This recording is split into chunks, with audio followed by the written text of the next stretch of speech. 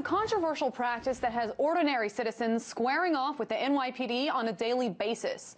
Opposition to the Stop-and-Frisk program has swelled in recent days and weeks. Several police officers themselves have blown the whistle on the program, saying that the department is forcing them to meet quotas to provoke innocent civilians.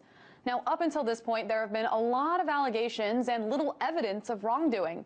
Until now, 2 recordings have made their way into the spotlight, each telling a different narrative about the program. The first is an audio from an NYPD officer where his superior told him who to target. He says, quote, "I have no problem telling you this, male blacks, and I told you this at roll call, and I have no problem to tell you this, male blacks 14 to 21 in age." Now, the second is a recording of a young man's encounter with police officers. It's the first recording of its type. You want to go to jail? For what? Shut your mouth, kid. What am I getting arrested for? Shut your mouth. What am I getting arrested for? For being a mutt, you know what? 2 tapes that leave 2 very big holes in the credibility of this program. The stepfather of the young man featured in the second tape joins me now to talk about the NYPD's Stop-and-Frisk program. Jose LaSalle is an organizer against Stop-and-Frisk. Hi there, Jose. So let's first of all talk about your stepson's encounter with the police. What were your initial thoughts when he showed you this recording of the officers harassing him? To be honest, I was infuriated. I mean, his mother was so traumatized by what happened. I mean, we were just so pissed off, and it was confusing because we have a young man, my stepson Alvin, who was an explorer of the 25th precinct. And then to, a young man that wanted to be a cop himself, but to get treated like this, it was traumatizing. It left the whole family and everybody there heard how he was talked to and how he was treated was confused and traumatized over the whole situation. We just didn't believe it really happened. And I can imagine that Alvin was pretty shaken up as well. Well, I mean, after that happened, and we used to drive around, and he used to be so nervous in the back of the car. If police was behind us, he was like so nervous because he thought police was, I don't know, I think he thought that they was either looking for him or trying to find them. He felt real threatened by them because he was always nervous in the car when police was either, saying to my left, to my right when I was driving or behind. And, it started affecting us as well because we did not like to see him like that. So, we spent a lot of time talking to him and letting him know that, he needs not to be afraid. And has he ever been stopped and frisked before, or have any of his friends? Well, the dilemma really started that he came and he told me that police keeps harassing him. So, I kind of said, since you're always walking around with your iPhone, why don't you download this recording app, which he did. And he downloaded the app, and I told him, whatever you do, you have the right to continue to ask questions. Do not stop asking them questions, because the minute you start asking them questions, I felt that would be the minute that they would either take more advantage of him or lock him up. I told him, stand your ground and keep asking questions. Like, why are you being stopped? You have the right to do that. I didn't know he was going to, he did he did what no one expected him to do. He stood there, he asked questions, and we were just thankful that it didn't turn out to be something else, something, worse. And we know that both Mayor Bloomberg as well as Police Commissioner Ray Kelly have touted this program as a good thing. The whole point of this program is to reduce crime rates, but there is a certain amount of blowback.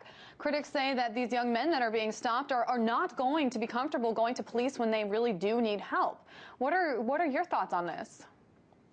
Well, after that happened to my stepson, and after I started noticing it happening to my nephews and other kids in the neighborhood, I started to really see that it was becoming a big problem. I really didn't pay too mind to it because, as myself, it happened to me so many times growing up that I felt it was normal, it was part of my culture. But, once it started affecting me when I was seeing it happen to other people, I realized that it was a big problem. So I decided to find some type of group that I could get involved with. And, when I found that group that was fighting against Stop and Frisk, I decided to get involved with that. And, I've been a fighter against it from October 21st all the way to now, nonstop. So, and I think that, that it has made the community very unsafe because no one, especially the youth, they do not trust the police.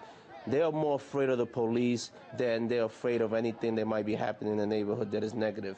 So police has been in the neighborhood and put a lot of fear in these kids. I mean, even Ray Kelly made a statement one time that he said that he wants these kids to, when they leave their home, he wants them to be afraid that they're going to be stopped, questioned, and frisked. It's interesting that they're more afraid of the police officers than they are of any harm that could befall them on their journey to wherever they're going. Now, meanwhile, some of the police officers have actually turned into whistleblowers, as I mentioned earlier, saying that they are forced to essentially have these kind of quotas, although quotas are, the term quotas for police officers is banned in New York City. So do you think that it is a cultural problem within the NYPD or an individual officer problem? Well, I think the whole department, I mean, even if you're an officer that is being forced to do it, you know, you have the right not to do something that is not moral, something that it bothers you, that bothers your conscience. And that's what some of these officers are doing, is psychologically bothering them, to be forced to do this. And they know it's wrong. So that's why, I'm happy that there is some of them coming out and speaking against it. And there's others, they're afraid because they're under a lot of pressure. I mean, they have families to feed, they got children to take care of, so they're under a lot of pressure. So, I understand, but still, there's no justification to go into any community and harass people or target people just because you're trying to make quotas or make a certain amount of tickets. I mean, yesterday I heard on trial that they have something that, the officers tell them, 2 and 20, go out there and get 2 arrests today and get 20 summonses. I mean, they really, it's really a lot of pressure on both sides.